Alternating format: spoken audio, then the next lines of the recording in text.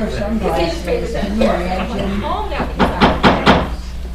We'll call this meeting to order. I'd like to welcome everyone to the January 25th, 2022 regular schedule of the City of Port Clinton Council meeting in the Linda Hartlaub Council Chambers. Please stand for the Pledge of Allegiance to the Lord's Prayer and vote in silence for those serving and protecting us. Allegiance to the flag of the United States of America and to the republic for which it stands, one nation, under God, indivisible, with liberty and justice for all. Our Father, who art in heaven, hallowed be thy name. Thy kingdom come, thy will be done, on earth as it is in heaven. Give us this day our daily bread, and forgive us our trespasses, as we forgive those who trespass against us. And lead us not into temptation, but deliver us from evil. For thine is the kingdom, the power, and the glory, forever and ever. Amen. Thank you. You may be seated. Will the clerk please call the roll? Pat Hovis. Present. Beth Gilman. Present. Roseanne Hickman. here. Richard Morgan. Present. Margaret Phillips. Here. Sherry Trulli. Present. Thank you. Council, you previously received the January 11th, 2022 regular meeting minutes. Do I have a motion to approve the minutes? I move to approve the minutes. Thank you, Ms. Phillips. Do I have a second? Thank you, Mr. Trolley. I have a motion by Ms. Phillips, seconded by Mr. Trolley to approve the minutes for the January 11th, 2022 regular meeting. All in favor say aye. Aye. Opposed, the same sign. Motion carries. Minutes are approved. Thank you. Chair notes that certification has been made regarding compliance with the rules and notifications of this meeting.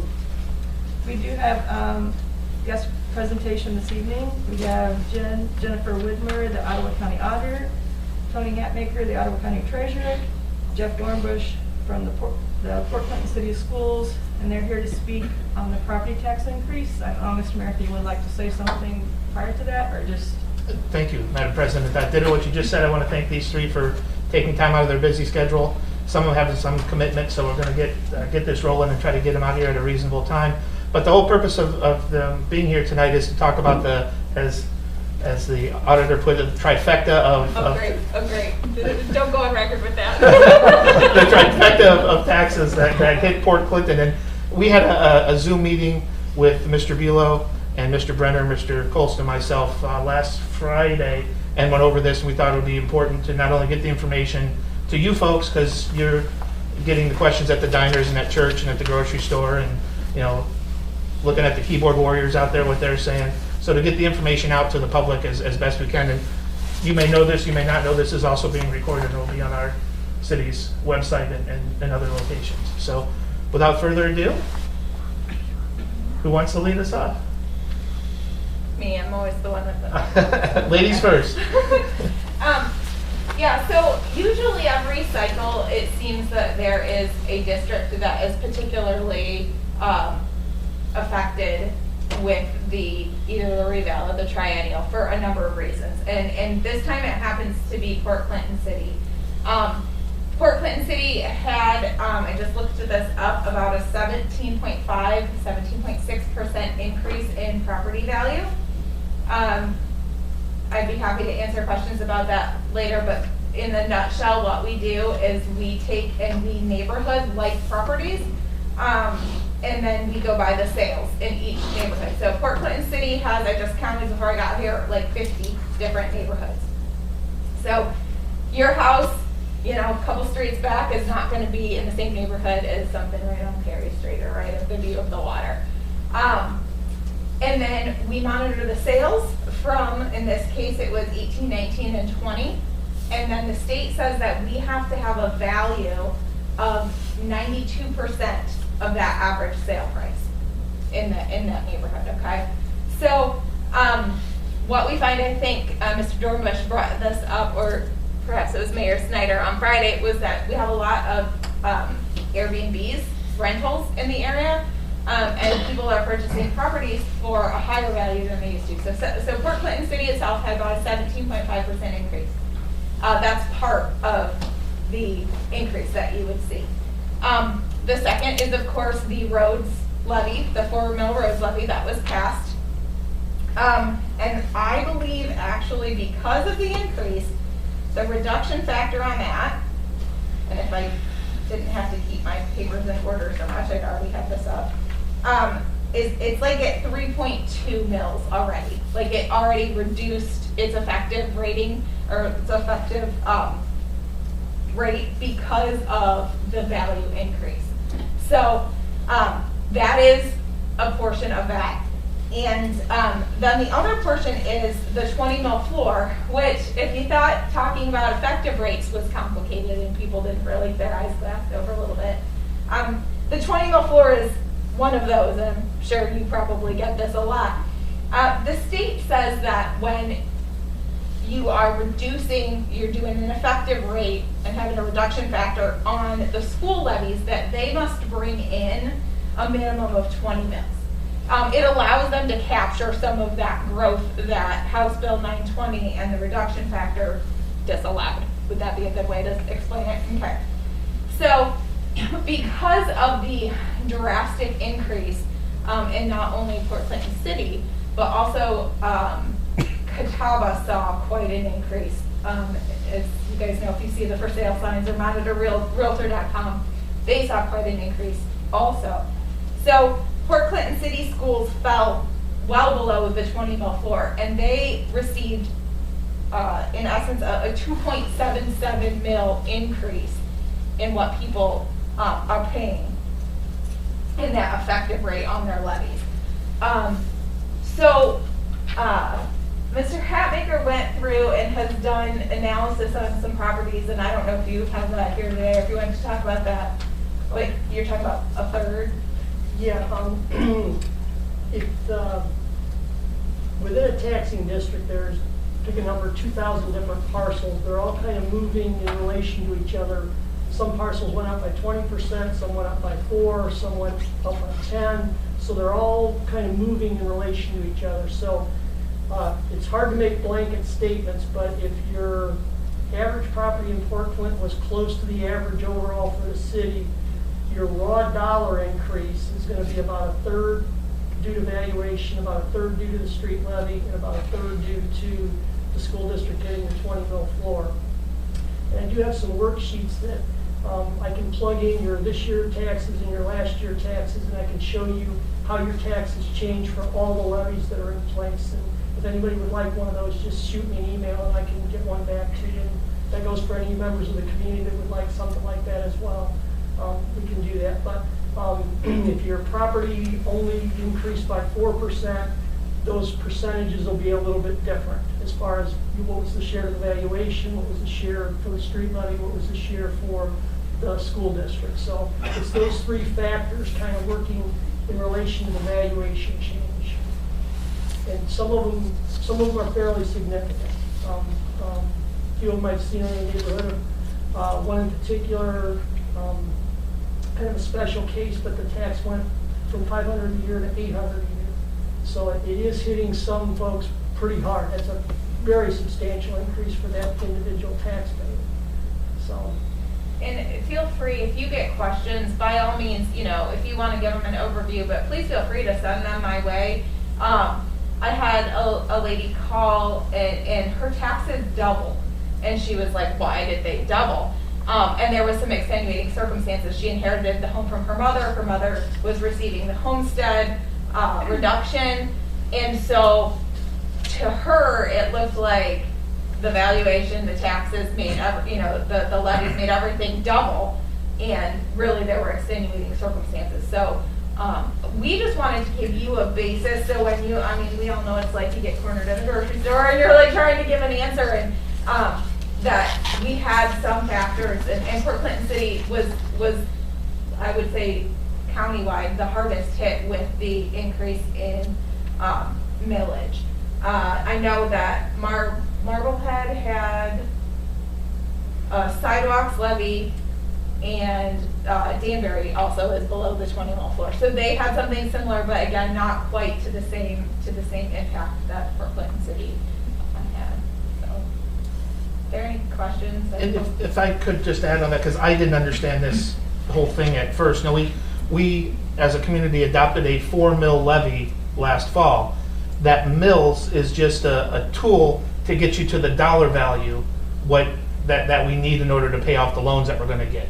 So as property values go up, the millage will drop, so that dollar value remains the same. Correct. That's why she mentioned we adopted a 4, but right now it's actually a 3.2. 3.2 because values went up, so that millage went down, so the end dollar amount is still the same. That same thing can be extrapolated out to the city schools. They have X number of levies out there, and as values went up, some of those levies are 2 years old, some of them are 20 years old, guessing. Those also fluctuated. They dropped collectively below the 20, and automatically then a trigger went in to bring that up to the 20. Correct.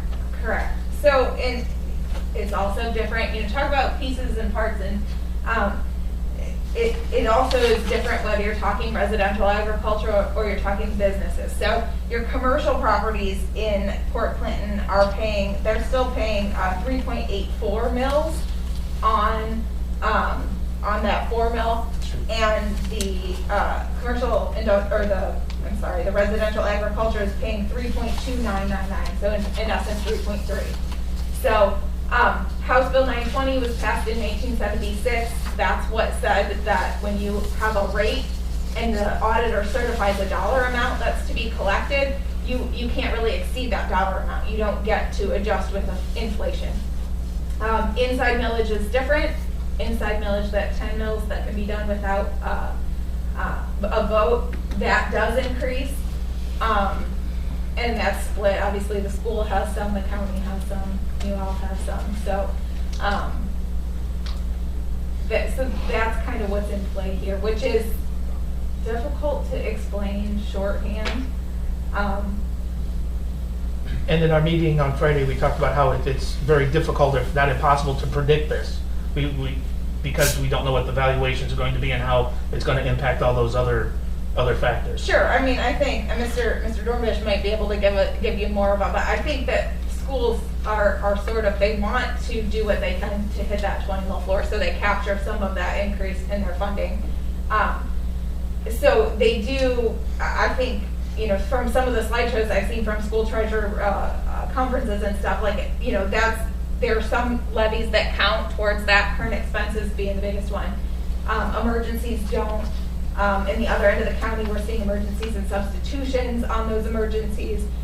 Those certainly don't count towards that 20 mil. So they kind of, where they need to capture funds, they will enact some of these alternate levies so that it doesn't count against the 20 mil floor. So that certainly, but there was no way for Port Clinton City Schools to say, oh yeah, this value increase is going to drop us below, that there was no way for them to know that that was going to happen. And I think it's important to say too, I think you said that very well. The last levy for new operating dollars for the city school district was in 2003. And we all fortunately passed a 2009 bond issue to build new buildings, but the last time the school district asked and was approved a levy was in August of 2003. So when we talk about these levies and schools might play, we haven't been on the ballot in almost 20 years. So we have no idea, this 20 mil floor over the recession, I think we were hit it for one time, then we went into recession, if we remember that, 2008, 9, that was terrible. Our values went, our effective rate went back up, and now it just hit the floor again. So I mean, it goes in cycles, and we hope we don't go through one of those bad cycles, but I think it's important that the school district did not put a levy on this ballot. We had no say in any of this, and again, it's Ohio law. And again, as we talked with the mayor, we were on a call with these people, everybody in the county over a year and a half ago, right when the pandemic, we were worried we weren't going to survive, if you remember.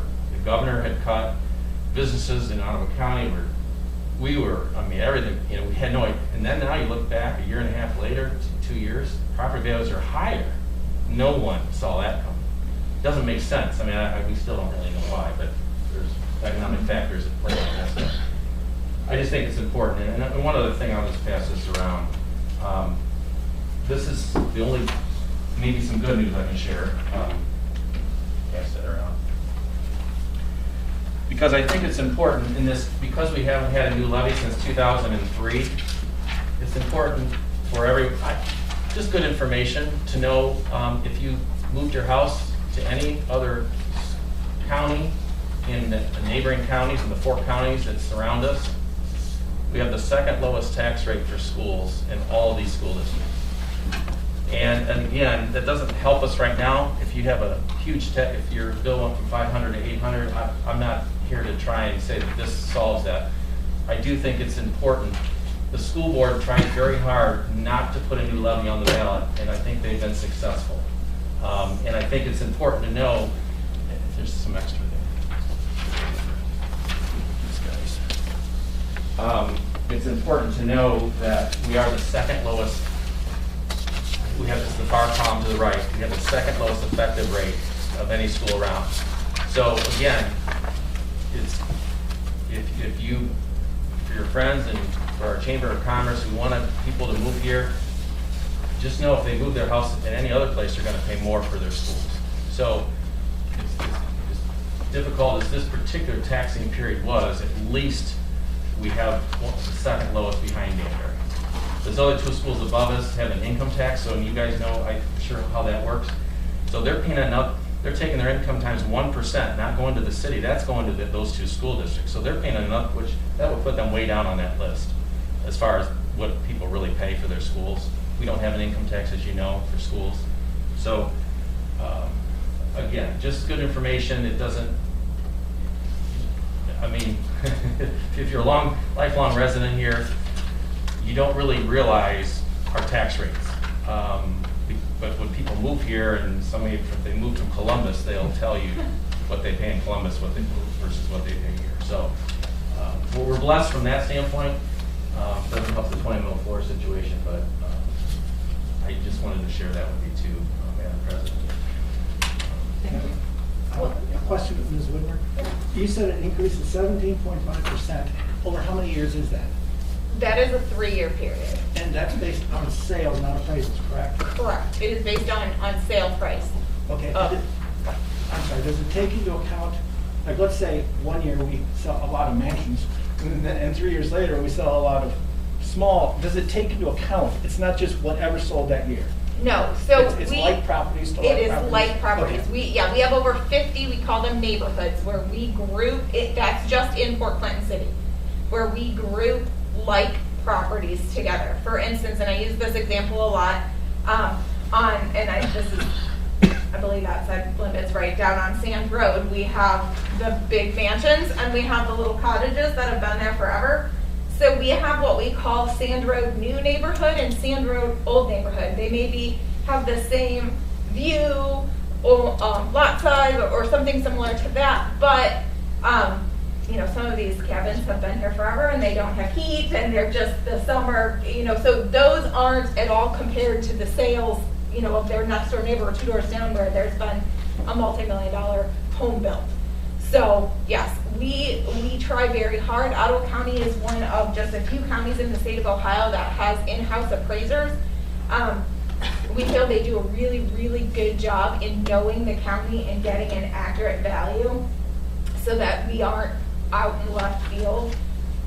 The other thing I wanted to highlight too, is it okay to answer your question? Yeah. Okay, so the other thing I wanted to highlight is for those people who have maybe they've lived here their whole life, their tax bill just went from $500 to $800, so we are working out Auditors Association and myself in general are working with the legislature to try and get that homestead reduction brought to actual inflated numbers for 2021. Right now, as it stands, if you make more than $34,600 in a year, even if you're over 65, you are not eligible to receive the homestead reduction, which it does not include Social Security, but it includes any other pension. So if you have PERS or state teachers or anything like that, you are not eligible for the homestead reduction. And the homestead reduction is only $25,000 off the top of the value, which at the time it was enacted, $25,000 off the top of the value was an adequate amount. And we're just finding that it's not anymore. So one thing that we as an organization have been talking to the legislature, but if your constituents come and they ask you, like, what can we do? You know, I know I can sell my house for $500,000, but I don't want to. I want to live here until, you know, I pass away, or I want to give it to my children, or whatever. I would encourage them to contact their legislators. If you would like to do that, just the more people that can contact them and let them know, hey, this hasn't kept up with values. And so that is something that we've been trying to do too, to give, because we recognize we get a lot of sales tax, we get a lot of dollars, we get a lot, you know, our businesses thrive on the tourism that comes in, but at the same time it can be detrimental to the lifelong residents. And so we're trying to walk that line. And as I said on Friday, I think in government that's what we do. We walk that line as far as making sure that we have the adequate amount of tax money to function, but that also protecting those people who can't pay and who are having struggles. So that's the line we walk as government. So I just wanted to let you know, share that. If somebody comes and shares a story with you, you know, absolutely come to my office. We'll see if you're eligible for the homestead, but also we need to talk to the legislators and let them know that language needs to be updated.